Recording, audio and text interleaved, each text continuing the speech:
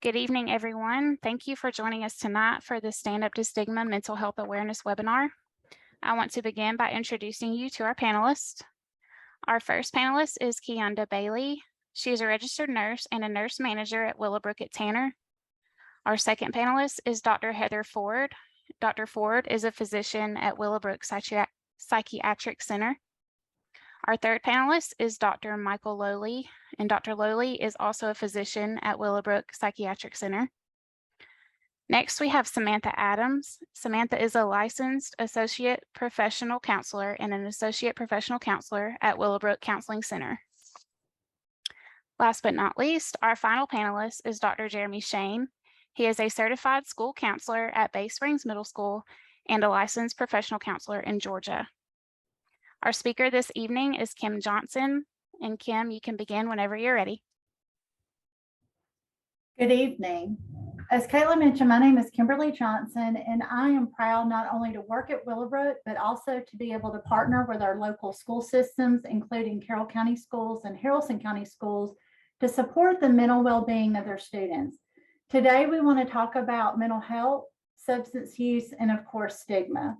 However, first, I want to thank Tanner for organizing this community event, Carroll County and the Haralson County Schools for partnering with us in this event, and our panelists for taking time away from their families this evening to participate. And then lastly, but most importantly, to each of you that were engaged enough, interested enough, or concerned enough to join us this evening to talk about mental health and stigma. We know that mental health and the mental well-being of our students and our families is a community effort. Tanner alone cannot support every aspect of our community's mental well-being. That being said, Willowbrook alone cannot support every aspect of our community's mental well-being. The schools alone cannot support every aspect of our community's well-being, and each individual and family in our community cannot support every aspect of what we know is required.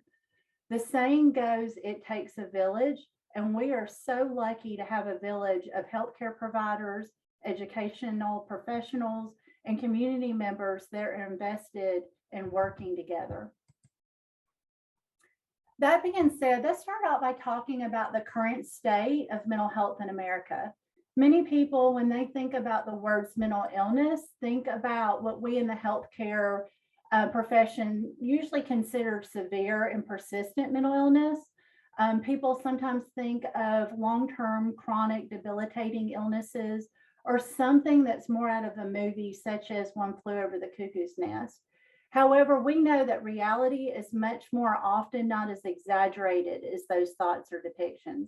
Mental illness is defined simply as a disorder impacting one's mood, one's thoughts, or one's behavior. So in 2019, just prior to the COVID-19 pandemic, this accounted for 19.86% of our population. And just to put that in perspective for everybody, that would be the equivalent of every person currently residing in the states of California and Texas combined. When we look at the statistics for our youth specifically, we know that over 15.08% of youth experienced major depression in the past year, which is an increase of 1.24% from our previous year. That is over 60% of our youth who identified as having major depression did not receive any mental health treatment. And then even nationally, for those that did report mental illness, a third of those that received treatment did not receive consistent mental health care. Both adults and youth in the US continue to lack adequate health care coverage, with 11.1% of Americans with a mental illness lacking insurance. Rates of substance use have also increased in both our youth populations and our adults, and this began even prior to COVID-19, with 7.74% of US adults and 4.08% of youth having had a substance abuse disorder in this past year. Also, suicide continues to be the second leading cause of death among people ages 15 to 24 years, with nearly 20% of high school students reporting serious thoughts of suicide and 9% of students reporting that they have made an attempt to take their own lives. So why are these numbers so big? And why are these numbers continuing to increase? And what are the biggest struggles that our youth are dealing with today? So when we talk about and we ask and we poll youth what they're struggling with, there are 3 top things that they report. The first one being bullying. So we know that when kids experience bullying, they are more likely to experience depression and anxiety. Kids who experience bullying are more likely to report increased feelings of sadness and loneliness, changes in their sleep and eating patterns, and loss of interest in activities that they used to enjoy. These issues oftentimes persist into adulthood. People or kids that experience bullying are also more likely to have health concerns and health complaints, which again, oftentimes follow them into adulthood. Kids who experience bullying are also at risk of decreased academic achievement. We oftentimes see lower GPA and standardized test scores and school participation. They are also kids that are more likely to miss school, skip school, or drop out of school. When we talk about bullying too, we do worry about the kids are being bullied, but it also impacts the kids that maybe are not bullied themselves, but have witnessed bullying. And so kids who witness bullying are also more likely to have increased use of tobacco use, alcohol use, and the use of other drugs. They're also at an increased risk of mental health problems, including depression and anxiety, and they're at increased risk of missing or skipping school. The second factor reported by our high schoolers and middle schoolers are just overall stress levels. So 7 out of 10 teens in the United States between the ages of 13 and 17 years of age have named anxiety or depression as a major problem among their peers in the community. 75% of US high school students express boredom, anger, sadness, fear, or stress while they're in school. And on a 10-point scale, where normal values for adults is a 3.8, American teens rated their stress rate at an average score of 5.8. 3/4 or 75% of American high schoolers and half of middle schoolers describe themselves as often or always feeling stressed by schoolwork.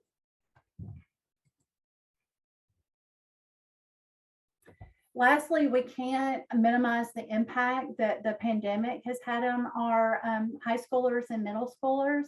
A recent study reported that 37% of high schoolers experienced poor mental health during the pandemic, and 44% said that they felt persistently sad or hopeless during this time. Another 29% said a parent or another adult in their home lost a job during that time, which of course has an impact on the student, an impact on the family, and our impact on our community in general. In the survey, more than half or 55% of high school students said that they experienced emotional abuse from an adult in their home. And in addition to that, 11% said that they experienced physical abuse as well. So what is the solution? When we say it takes a village, we know that this includes school counselors who are available to speak to any student experiencing stress or illness. We know that this includes therapists who have the knowledge and expertise to assist our youth and their families in getting treatment. But we also know if these resources are not utilized, then our youth will continue to suffer along with their families, our schools, and our communities. One of the biggest barriers to treatment continues to be the stigma of mental health. And that is where our community becomes such an impactful force in our village. To ensure that a child, adult, or a family is not ashamed or fearful to ask for help or to seek treatment, that is all of our jobs. It's our community's job. Our job as individual members of the community is to make it okay, and even to make it the expectation that we openly talk about mental health. It is also the responsibility of all of us to educate ourselves and to use our knowledge to educate others. So when we educate others and we gently confront misunderstandings about mental illness, we also help reduce the misinformation that we know not only exists in our community, but exists in other communities as well, and that propagates stigma. By being here today, you are loudly saying to our community, we want to know more, and we want to support our friends, we want to support our families, we want to support our neighbors in asking for help and seeking treatment. We are also advocating for ourselves, and we're advocating for our right to seek treatment without being judged or criticized.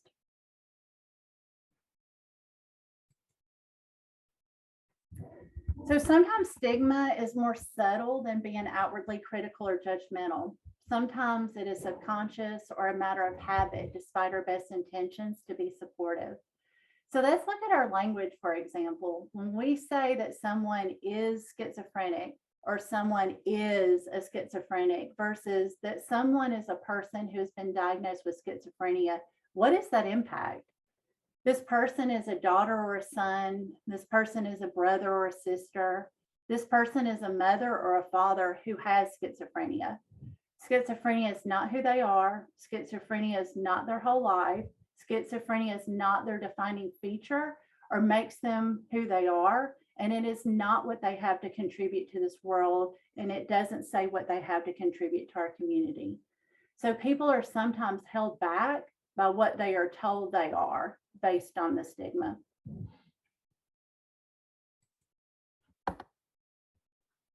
So one of the areas of stigma that I personally am most passionate about is the inequality between physical and mental illness. One of the things that drew me to Tanner in my career is the support that our hospital system gives to our behavioral health division, allowing us to continuously expand programs to meet the needs of our community. Throughout the country, advocates for mental health still fight for insurance coverage for mental health on all insurance plans and for coverage of mental health at the same level of benefits as those provided for physical health. As a community, it is our responsibility not only to support these efforts, but to also boldly confront those who judge individuals for seeking treatment for mental health or substance use, who would not think twice about someone seeking treatment for diabetes or hypertension.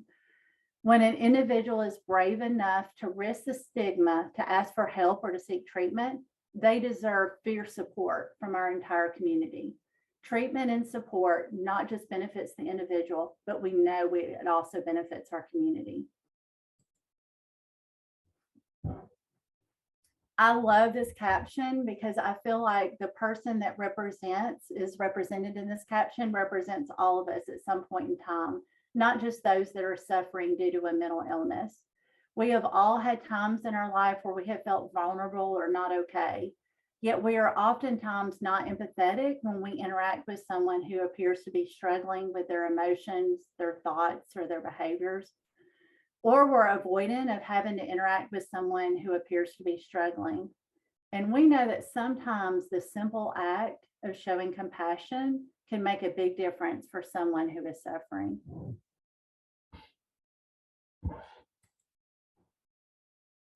If you are someone who is struggling with mental illness or addiction, or if you are someone who in the past has struggled with mental illness or addiction, I encourage you to find a safe place to share your story. Not only is the ability to share your story empowering for you, but it also is empowering for others. Treatment will provide you valuable insight and tools for your journey, but the story of somebody's recovery is oftentimes so powerful that it breaks through the stigma that has been the barrier to some individual asking for help or getting treatment.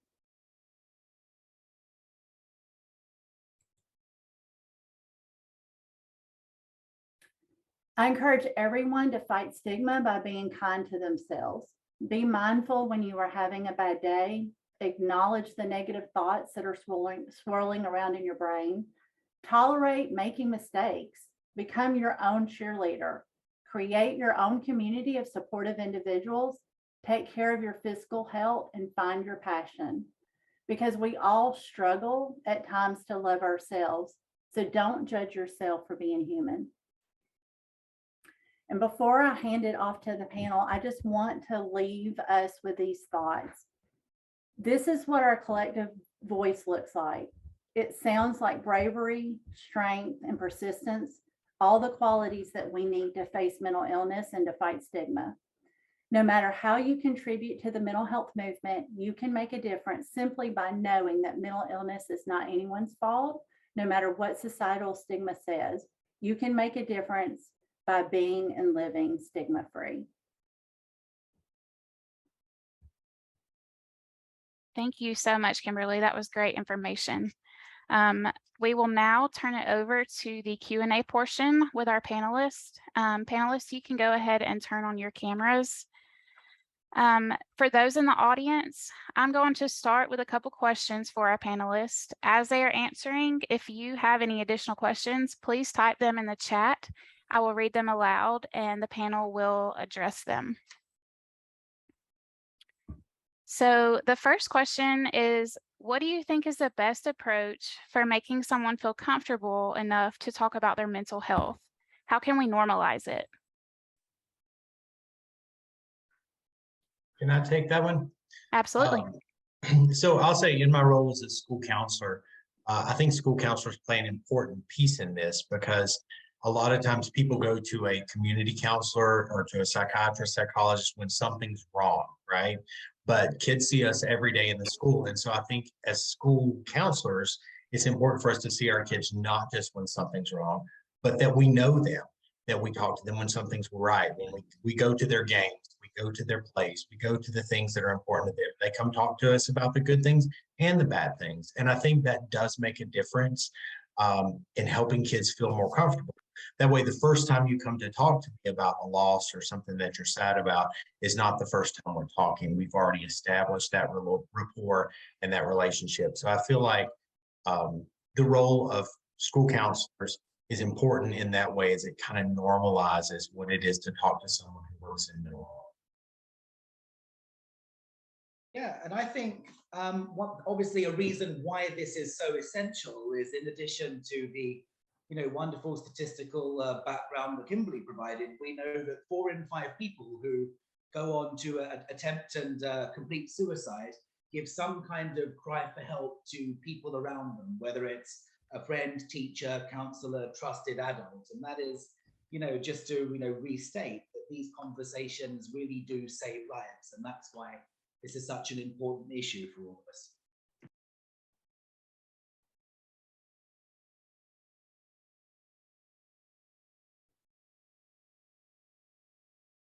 All right, our next question is, what do you believe is important for anyone to be aware of if they know someone who is struggling with their mental health?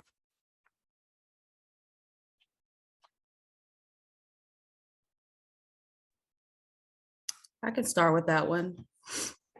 I think it's important just to know the resources that are out there for each person or in the communities that you live in, just knowing the resources that are out there.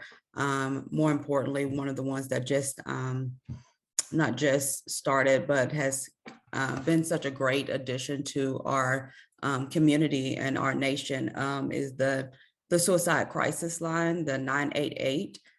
If you guys are not aware of that, the 988 is, we use it for suicide crisis or any kind of substance abuse crisis or crisis that you may be going through or that a loved one may be going through. You can pick up the phone and dial 988, just as if we had a medical emergency and we would dial 911. For mental health illnesses and crises and substance abuse crises, we can dial 988. And that's anywhere from the US. You can also text 988 as a chat, and you'll encounter a specialized trained counselor who can help with those situations. So just knowing the resources out there. Willowbrook, if you know of Willowbrook, we have free screenings where you can come in if you or your loved one is having any kind of crisis. You can come in for a free screening and speak with a counselor as well. So I think that's a big part of just if you have someone that you know is in crisis or maybe struggling with some of the situations in their life. I can add on. Go ahead, Dr. Ford. I'm sorry. I think also, even just those not in crisis, but whether with somebody who is suspected to be experiencing mental illness or has made it known. I think also allowing, especially parents, teachers, counselors, allowing grace and understanding how many different forms mental illness can take, how many different expressions it can take. Irritability could be a symptom of ADHD, anxiety, depression, typical teenage behavior. There's lots of things that overlap and look the same. And while on the one hand, you don't want to go overboard and make somebody feel ostracized, also understanding that they're not just acting out or being a jerk, but maybe there's an underlying reason. It can also help someone get the services that they truly need. I was just going to add that I feel like it's important for people struggling with their mental health to know that other people have struggled also, and that recovery is possible. Because I think in every school that I've ever worked in every building I've ever been in, there are people there who've struggled with depression, who've struggled with anxiety, who know what these things are. And I think that comes, especially for our teenagers, that is upon us as adults to be able to say these things. Yes, I've also struggled with depression. Yes, I've also struggled with anxiety. And here's how I dealt with it. I talked to a therapist. I maybe went to a doctor. Maybe I did medication, just to kind of normalize that so that people don't feel that sense of, so that that's not a barrier. There's that sense of shame isn't there.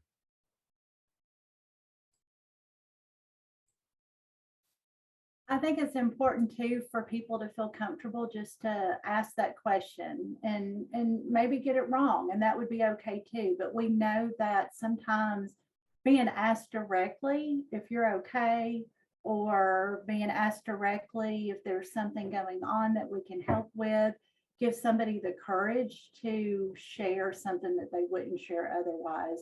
So, again, ask the question. If you get it wrong and, you're off base and they're, not struggling and they're doing fine, they'll let you know that, and that's okay too.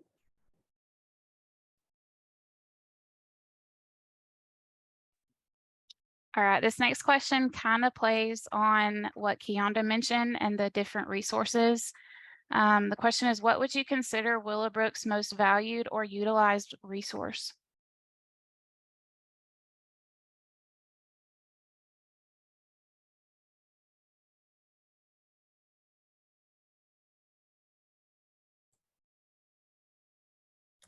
I think it's Yes, I can hard answer that to, question. Oh, I'm sorry. Go ahead, Samantha. it's okay. Yeah, I think that's hard to answer because there's so many different programs that we have. I mean, so I'm part of the school-based program. So the school counselors give me referrals and I see the kids in the school. So, I mean, that's a great resource. But now we have psychiatrists, we have the counseling centers, we have inpatient, partial. I mean, there's just such a wide variety of places that they can get help with Willowbrook.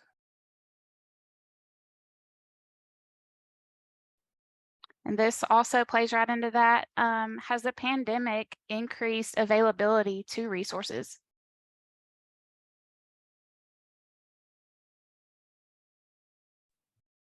I would like to answer that to say yes. Prior to the pandemic, I don't think we had as many virtual resources, but definitely post-pandemic, there's a lot more virtual companies opening and virtual appointments being offered. Even at Willowbrook, we do virtual appointments as well. So it opened another avenue for those who may not have transport. They want to receive help, but maybe they don't have transport to get to an appointment. So the virtual option is definitely increased since the pandemic.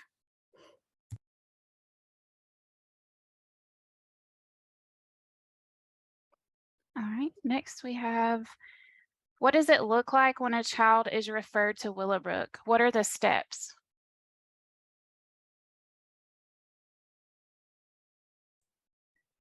So when a child is referred to Willowbrook, we start off with that free screening, and we do that as a resource for anyone to be able to access, whether you have insurance, you don't have insurance, no matter what your insurance looks like, if you do have insurance. And that is where we help do a short screening and help identify what type of services would benefit you most, and then help you identify whatever resource is a good fit for, you know, where you live, if you need to do a virtual session versus in person, if you prefer a male or a female, if you need just traditional regular counseling, or you need something more intense like a partial hospitalization program or intensive outpatient, or if you just need to be referred to a psychiatrist. And then from there, we help that youth and their family make a decision about an agency or a therapist to go to. Now, oftentimes, you know, Willowbrook has a program or a therapist or a psychiatrist that meets that fit. And sometimes we don't. Sometimes that, you know, you have an insurance that's very specific, and we link you at that point to someone outside of Willowbrook.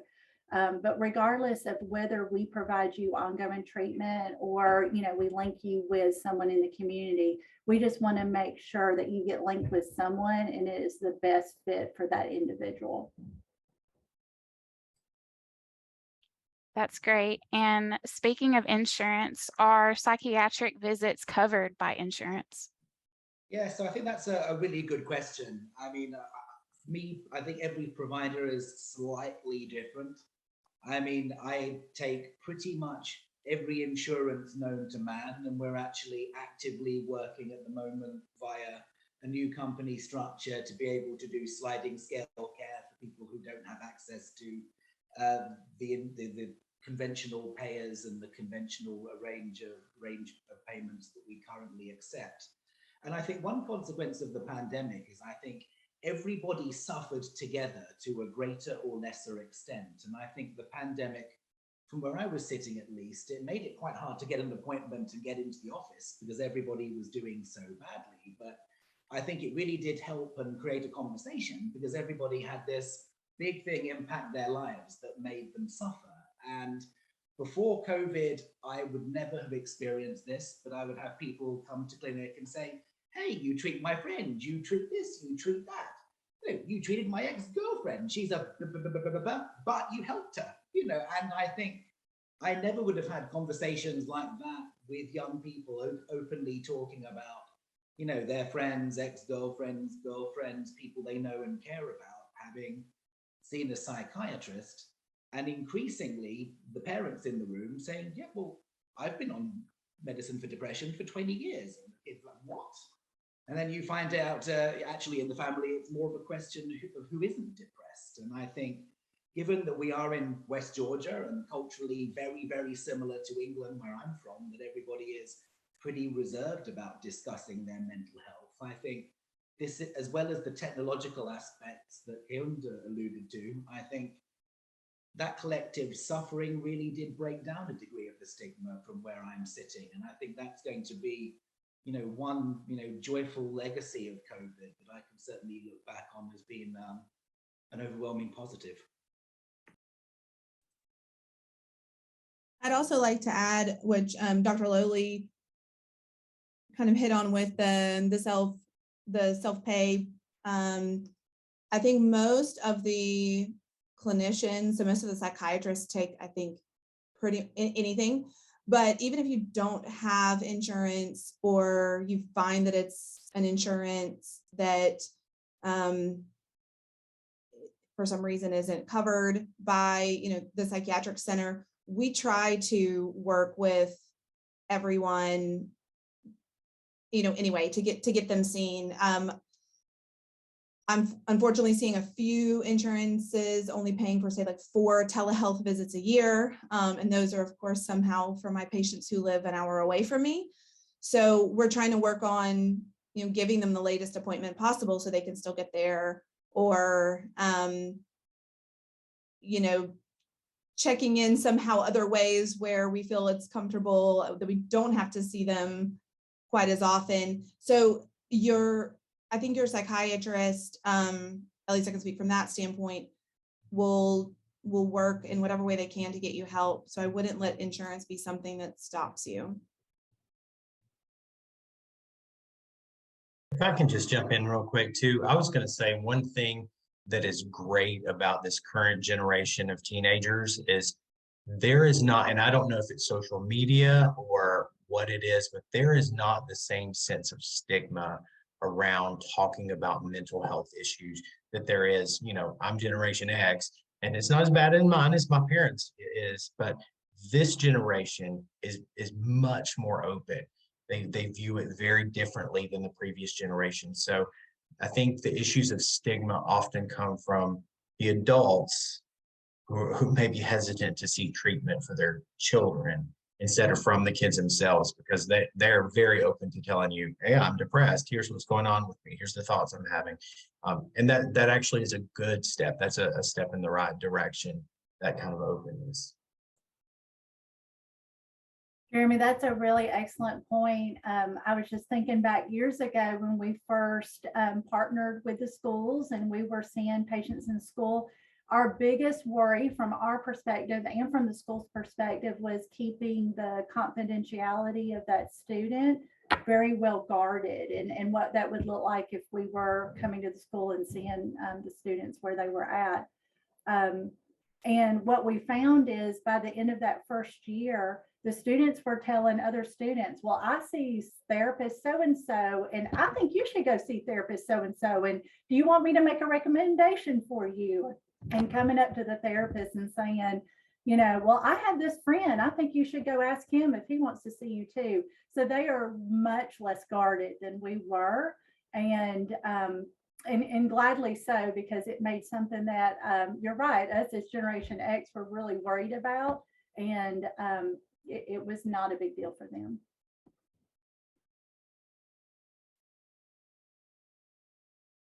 That's great. So obviously with the pandemic, telehealth services have certainly increased. From a psychiatric standpoint, do you guys feel like telehealth is as impactful as actually sitting down with the patient in person?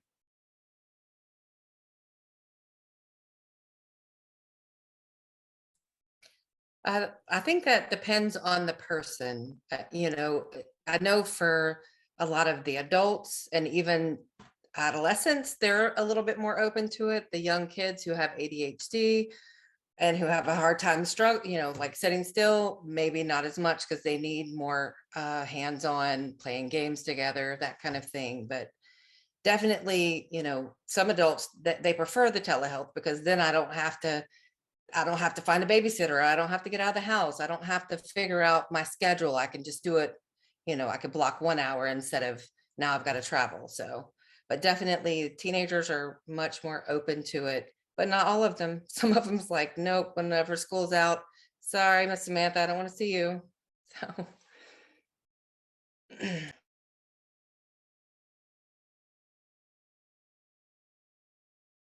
All right, Jeremy, this might be a good one for you to answer.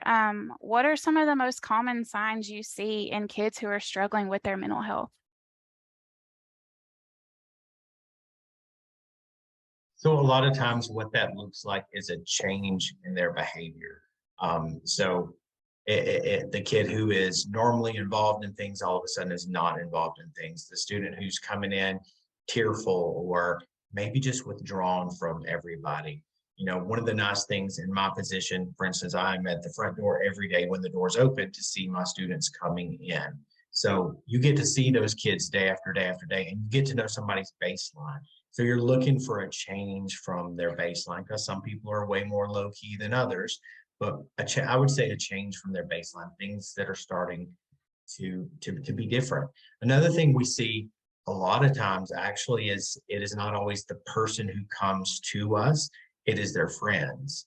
So again, I think that that's a great thing that this generation does very well. Like I will get emails throughout the day from students who say, hey, I need you to check on so-and-so. She's not herself today, or so-and-so sad. And so, but in the end, I would say like a change from their baseline, you know. Yeah, I think it varies with age as well. I mean, younger kids, headaches, stomach aches, not particularly wanting to go to school if bullying is part of the picture or something adverse going on at school, sleeping more, sleeping less. Yeah, I mean, deviation from the norm is certainly what, I see. And then obviously, I know we're going to come on to, I believe, as part of this discussion, the coexistent issue of substance misuse, but obviously, our kids in high school and even some of my middle schoolers, there is chemical coping the same way as you see in adults, and the irritability and personality change that can come with, substance dependence. So it really is a heterogeneous issue. But I would completely agree, Jeremy, that we're just so blessed to have these alternative sources and these, collaborators within the person suffering's own world. And I think that certainly does speak to decreasing stigma on a generational basis.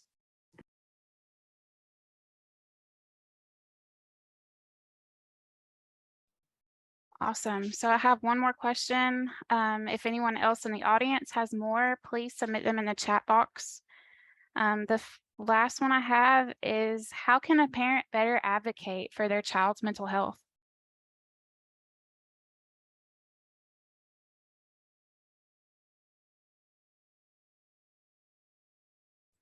I mean, definitely going to the school and talking to the school counselor, the principals, the staff at the school. I mean, don't be afraid to speak up for your child.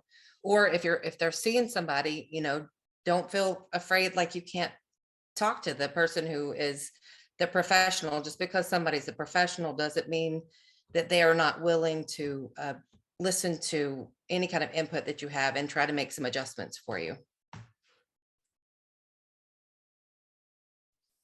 Great, thank you. We have one more that came through the chat box.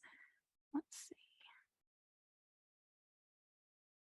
Can you speak about the importance of giving treatment adequate time to be effective, and how someone might feel comfortable during the initial stages of treatment?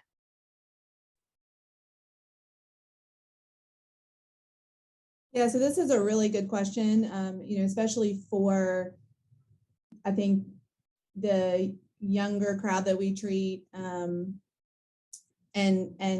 teenagers, especially. I mean, once they get to us, they've probably been experiencing, anxiety, panic attacks, school avoidance for a long time, and they want it to be better now. And it is, so I think it's a long education. I mean, a big part of, I think, that very first appointment is education on all of the different realms of treatment for mental health. I think that sometimes people come in and think that it's just, you're going to give me a medication, it's just medicine. And that's certainly not true at all. I mean, a lot of my patients, I, say, actually, really, the first thing I want you to do is therapy, but, we'll also, we'll do medicine if we have to, and other things, getting outside, getting exercise, eating well. I mean, it is a holistic approach, and it's not going to just be one thing that gets you better. But any of that change takes time. So, educating that the medications, if it's even the right one that's going to work for you, can take 4 to 6 weeks to reach full effect, at least. And therapy, you've got to get to know your therapist. They've got to get to know you to find the right approaches. It's going to take a while, but if we can do all these things together and you can be patient, we'll get there. This was actually a discussion I had with a student earlier today, who had been going through some issues and was sad about some things. And one of the things we were talking about was all these things that you're telling me happened over a period of time, right? So like, everything's not going to be fixed. Everything's not going to be okay right away.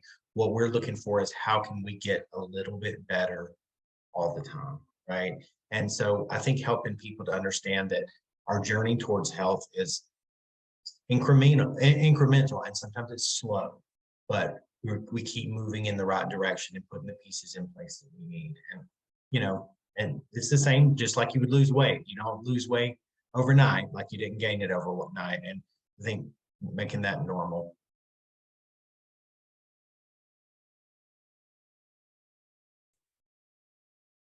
And to add to what Jeremy was saying, I love the word you use, the journey, because oftentimes I don't think people realize or they forget that in behavioral health, there's different levels of care.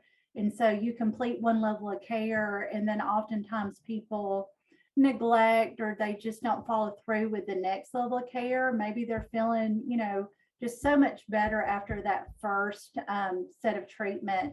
But then we hear, well, it didn't stick, or it didn't help.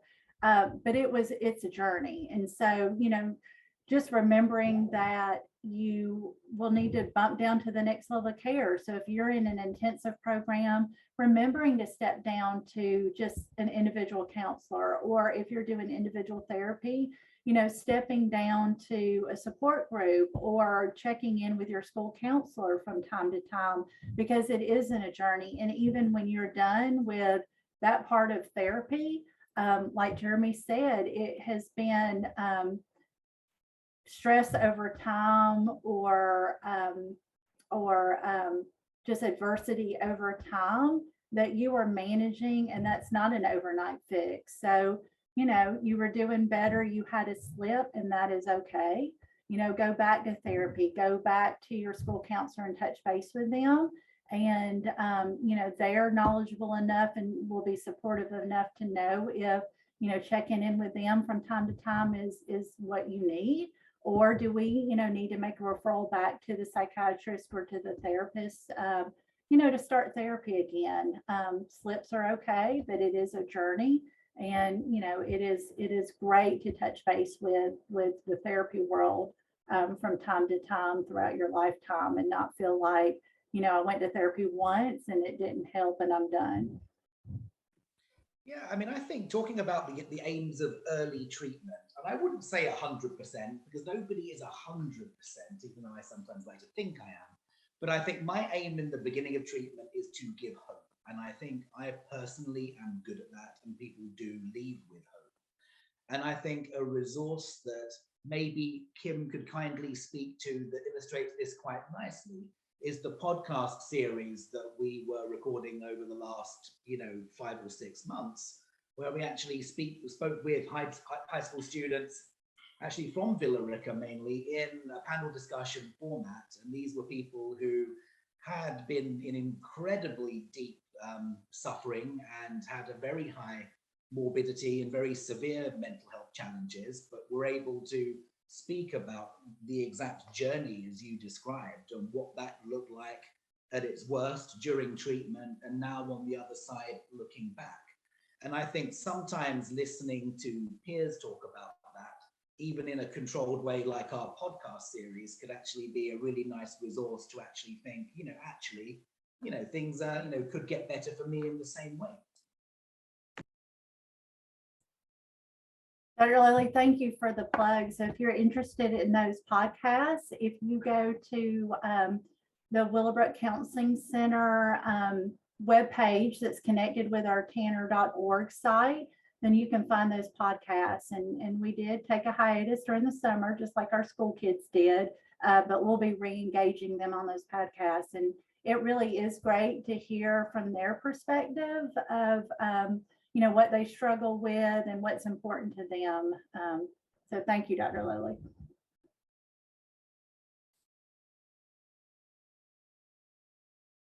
All right. All that was great, guys. Do any of the other panelists have any additional comments, anything they want to add?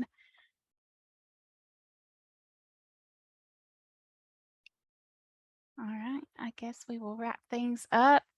Thank you everyone for joining us tonight, especially Kim and all our panelists. Thank you all for taking the time out of your evening to be here and do this with Tanner and partnering with our school systems. Everyone that's joining online, you can check out tanner.org for more classes and events that we have. Check out Willowbrook's social media, their page for the podcast and any other events that they have. And I thank you all for being here tonight.